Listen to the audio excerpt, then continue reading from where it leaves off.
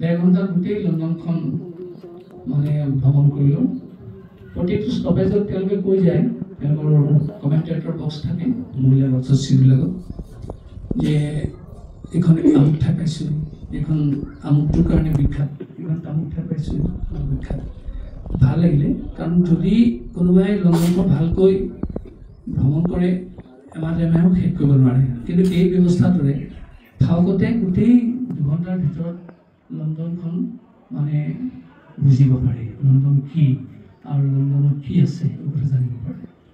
সেইদিনা এটা মানে অনুভৱো হ'ল আৰু সংকল্পও ল'লোঁ, আপোনালোকৰ সহযোগটো লাগিব যে আমাৰ মাজুলীত যদি আমি এনেকুৱা কমেণ্টেটৰ বক্স থকা দুমহলীয়া গাড়ী এখন কৰিব পাৰোঁ, দেশী বিদেশী পৰ্যটকক বোলো আমি তেওঁলোকৰ দৰে আমাৰ গোটেই মাজুলীৰ পৰিচয়টো 1 ঘণ্টাৰ ভিতৰত দিব পাৰিম।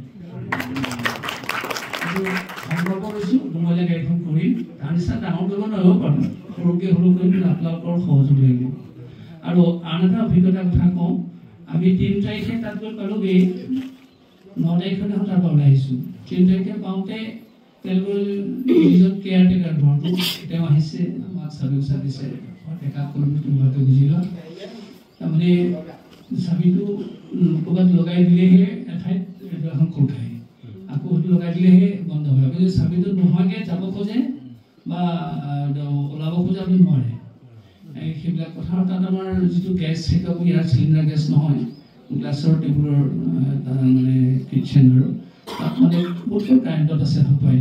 এই কুকাৰটো দি দিলেহে সেইটো গৰমটো আহে, লগে লগে হিটটো গম পায়, সেইটো গম পায়।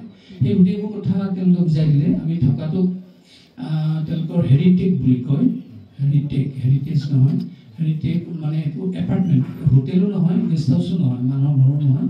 আমি ইয়াত থকাৰ চাই সুবিধা পাইছোঁ। আমাৰ 2 জানুৱাৰী তাৰমানে খোৱা মেলা, খোৱা গা পা ধোৱা চব বেলেগ বেলেগ, এটা এপাৰ্টমেণ্টৰ, এখন ৰাজ্যৰ। সেই প্ৰথম মানুহজনে কেয়াৰটেকাৰজনে আমাক চাবি দি তেনেকৈ গুচি গ'ল। তাৰপিছত ৰাতিপুৱা আমাৰ হাহাকাৰ লাগিলে, মানুহ বিচাৰি গৈছে, এটা মানুহ নাই। তাৰপিছত বোলো মাতিবলৈ ফোনটো চাওঁ, ফোনটো চাৰ্জ নাইকিয়া হ'ল। তেওঁলোকৰ প্লাগত আমাৰ আকৌ এইটো নাখায়, আমাৰ চাৰ্জাৰডাল, সেইটো বেলেগ এটা প্লাগ কিনিব লাগে। ৰাতি আমি ফোন কৰিব নোৱাৰিলোঁ কাকো। তাৰ পিছদিনাখন আমাৰ অসমীয়া যিজন মানুহে আমাক সহায় কৰি দিছিলে, তেখেত আগৰ যোৰহাটৰ, তেওঁ ৰাতিপুৱা আহিলে, তেতিয়া আমি কথাটো কোৱা গ'লে প্লাগ আনি দিলে, আমি আৰু আকৌ চাৰ্জ কৰিব পৰা হ'লোঁ। তাৰপিছত তেওঁ সুধিলোঁ, বোলো ইয়াৰ মানুহ এজন নাপায়, কথাটো কি? কৈছে হয়তো ইয়াৰ স্বভাৱটো সেইটোৱে, চব নিজে নিজে কৰিব লাগিব। পিছত আমি চালোঁ, হয় অকণমান চালেই হ'ল, চব নিজেই কৰিব পাৰে, মানুহৰ প্ৰয়োজন নাই।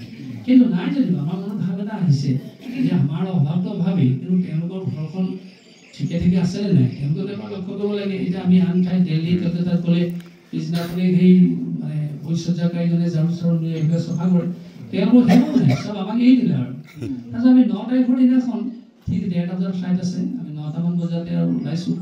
তেওঁলোকলৈ ফোন কৰিলোঁ, আপোনালোক আহক, আপোনালোকে আমাৰ ঘৰৰ পৰা চম দিলোঁ, আপোনালোকৰ বস্তু ঠিকে ঠিকে আছে নাই। তেওঁলোকে উত্তৰ দিছে কি জানেনে, চাবিও চাই ঠাইত থৈ যাওক।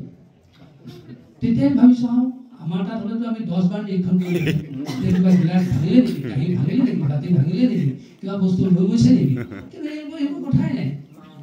মই অকণমান আমাৰ দুৰ্বলতাৰ কথা কৈছোঁ। আমিতো আপোনালোকে জানেই, আমি মহাপুৰুষ সদায় লগত লৈ ফুৰোঁ, পূজা কৰোঁ। সেই ধূপটো লগাওঁতে তাত কাৰ্পেটহে, আৰু তাৰপিছত অকণমান ধূপৰ চিটিকণিটা পৰিলে, পৰোঁতে মোৰ মনটো বেয়া লাগিছে। মই সপনা কৰিলোঁ, অকণমান বোলো দাগ এটা লাগিলে, মই তাতে চন্দন লগাই পেলাই দাগটো মাৰিলোঁ। মই বোলো তেওঁলোকক দেখুৱাওঁ, যদি এই দাগটোৰ কাৰণে পইচা দিব লাগে বুলি পইচা দি দিম। তেওঁলোকে নাহিলেই, তেওঁলোকে কৈছে বোলে নাই নাই, বোলে আপোনালোকে চাবি চা কোনোবা এখন টেবুলত থৈ গুচি যাওক। তেতিয়া আমাৰ মনলৈ ভাৱ আহিছে যে আমি যদি আমাৰ এই বিশ্বাস প্ৰৱণতাটো অসমত আমি স্থাপন কৰিব পাৰোঁ, তেতিয়া আমাৰ সামূহিক ভাৱটো নাহিব কেলে বাৰু? কাৰণ য'ত বিশ্বাস থাকে তাৰ অৱনতি হ'ব নোৱাৰে, আৰু যাৰ মানে অকল অবিশ্বাসে মনটো ভৰি থাকে তাৰ অৱনতি হোৱাটো মানে স্বাভাৱিক কথা। গতিকে এইটো জীৱনৰ ডাঙৰ অভিজ্ঞতা। কাৰণ আমেৰিকালৈ গৈছোঁ, ডুবাইলৈ গৈছোঁ, চীনলৈ গৈছোঁ, ছিংগাপুৰ গৈছোঁ, চব সকলোতে কিন্তু শেষত চহী তহী কৰি সেই ঘৰটো চম্ভালি লোৱাৰ পিছত এৰি দিয়ে। কিন্তু ইয়াততো ব্যতিক্ৰম, মানে কোনো এটা খবৰটো লোৱাই নাই, চাৰ্ভিচ ল'বলৈও তেওঁলোকে আহিবলৈ সময় নাই, আৰু ইমান বিশ্বাস। আৰু চাওকচোন, বস্তু যদি লৈ আহিলে তেওঁলোকে গম পায়। এটা কথা কৈছোঁ, কোনোবাই কৈছে গম পাব বোলে আপোনাৰ ফোনত, মোৰতো ফোন মই দিয়েই নাই, বেলেগ এজনহে দিছোঁ, গতিকে এতিয়া কেইজনকে ফোন মাৰিব, গতিকে সেইফালৰ পৰা তেওঁলোকে কেনেকৈ গম পাব? এইটোৱেই ডাঙৰ কথা। এই যিটো বিশ্বাস, সকলোকে এক বুলি ভাবিব পৰা যিটো প্ৰৱণতা, এইটোহে সমাজৰ উন্নতিৰ কথা আচলতে। গতিকে আমাৰ মাজত আমি এইবিলাক কথা আছে এইখিনি জনালো মিনা কৰা ইউকে সৌন্দৰ্যৰ মিনা কৰা বাখৰবোৰ তোমাৰ মনৰ দপনত প্ৰখৰ বুদ্ধিদীপ্ত চিন্তাবোৰ তোমাৰ মস্তিষ্কৰ উৰ্বৰা ক্ষেত্ৰত সুষুমা টুকুৰা টুকুৰ অনুভূতিবোৰ তোমাৰ হৃদয়ৰ মণিকোঠাত তাৰে সাজিলা নৃপ নৃপতিৰ জাউতি যুগীয়া আৱাসভূমি একত্ৰিংশ মহাবিদ্যালয়ৰ সমষ্টি কেম্ব্ৰিজৰ ছত্ৰৰ তলতে তোমাৰ পৰশত তুলুককৈ সৰি পৰা আপেলটোৰ চিন্তাত নিউটনে আৱিষ্কাৰ কৰি জনালে গোটেই পৃথিৱীত ভাৰসাম্যতাৰ সৌৰজগতখনৰ কথা তাৰে ছাতে ৰামানুজমে দিলে গাণিতিক সূত্ৰৰ বিশাল পৰিধি বহু মনীষীয়ে দিলে কেম্ব্ৰিজৰ পৰশত জগতৰ নতুন নতুন তত্ত্ব ৮০০ বছৰীয়া কেম্ব্ৰিজৰ বিপৰীত মেৰুত অৱস্থান লোৱা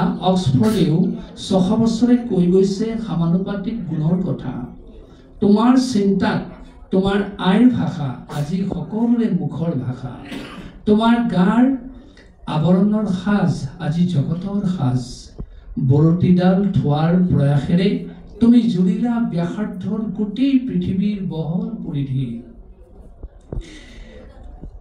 বাণিজ্যিক বসতি লক্ষ্মী এই মন্ত্ৰেৰে বিস্তাৰিলা তোমাৰ দৈহিক কলেবৰ স্থাপত্য ভাস্কৰ্যৰ প্ৰতিভূ আমাৰ বৃন্দাবনী বস্ত্ৰ আমাৰ আসামবিলাখিনি থলা তোমাৰ বৰপেৰাত আৰু থলা বিশ্বৰ সাতাম পুৰুষীয়া পৃথিৱীৰ প্ৰান্তে প্ৰান্তে থকা নিজা সম্পদ ২০ কোটি গ্ৰন্থৰ সম্ভাৰেৰে চিনাকি কৰি দিলা পৃথিৱীৰ বৃহত্তম গ্ৰন্থাগাৰ বিশ্বৰ বুকুত এফালে প্ৰাচীন আনফালে নবীনৰ আশ্ৰয়ত গঢ়িছা তোমাৰ সমাজ গঢ়িছা তোমাৰ আলিপথ গঢ়িছা তোমাৰ বাসৰ আবিষ্টনী If automatism gain, you go down. If evolution gain, you go on. ইয়াকে খাৰুখাৰ কৰি ঐতিহ্য পৰম্পৰাৰ সত্যক মানি লৈ পৰিৱৰ্তনৰ জখলাৰে তুমি কেৱল গৈয়ে আছা go on ধ্বনি ধ্বনিত কৰি তোমাৰ অনিৰুদ্ধ পথত তুমি সঁচাকৈ সমাজৰ দৃষ্টান্তৰ লণ্ডন বৃহৎ বৃত্তৰ ইংলেণ্ড তমসুমা জ্যোতিৰ গময় জ্যোতিৰ দীপাৱলীৰে সদা গমনোজ্জত তুমি ইউনাইটেড কিংডম তুমি ৰূপৰ তুমি গুণৰ তুমি আদৰ্শৰ মিনা কৰা ইউকে মিনা কৰা ইউকে মিনা কৰা ইউকে অভিজ্ঞতাৰ কথা কৈছো